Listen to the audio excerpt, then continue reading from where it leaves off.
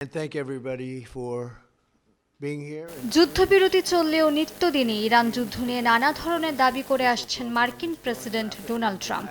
নতুন করে তিনি দাবি করেছেন হরমুজ প্রণালী খুলে দিতে ইরান যুক্তরাষ্ট্রের কাছে অনুরোধ করেছে। সামাজিক মাধ্যমে তিনি আরও জানান, ইরানের অভ্যন্তরীণ অবস্থা অত্যন্ত নাজুক হয়ে পড়েছে। ইরান নেতৃত্ব সংকটে রয়েছে বলেও মন্তব্য করেন ট্রাম্প।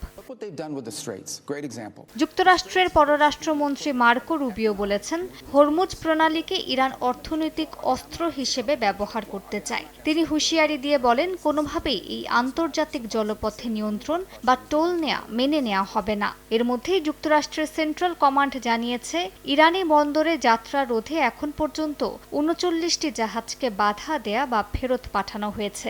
একই সঙ্গে যুক্তরাষ্ট্র ৩৫টি ইরানি ব্যক্তি ও প্রতিষ্ঠানের ওপর নতুন নিষেধাজ্ঞা দিয়েছে। মার্কিন অর্থ বিভাগ জানিয়েছে, এসব ব্যক্তি বা প্রতিষ্ঠান জঙ্গি তৎপরতার সঙ্গে জড়িত। ১৩টি মশলার এক দারুণ কম্বিনেশনে তৈরি ইফাত রশিদ বিরিয়ানি মশলা। উৎসব এখন প্রতিদিন। অন্যদিকে ইরানের সামরিক বাহিনীর মুখপাত্র বলেছেন, দেশটি এখনও যুদ্ধাবস্থায় রয়েছে।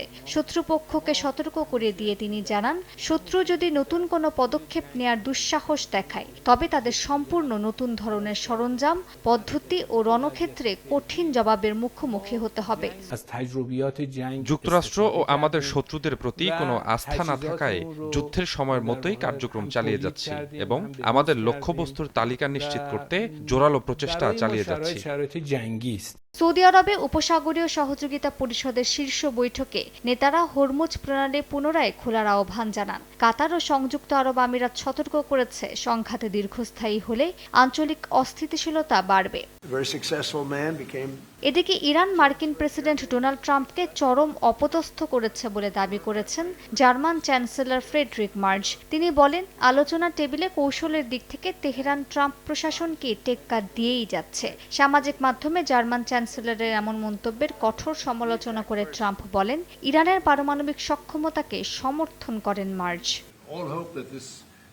মালিহা সুহরওয়ার্দী, সময় সংবাদ।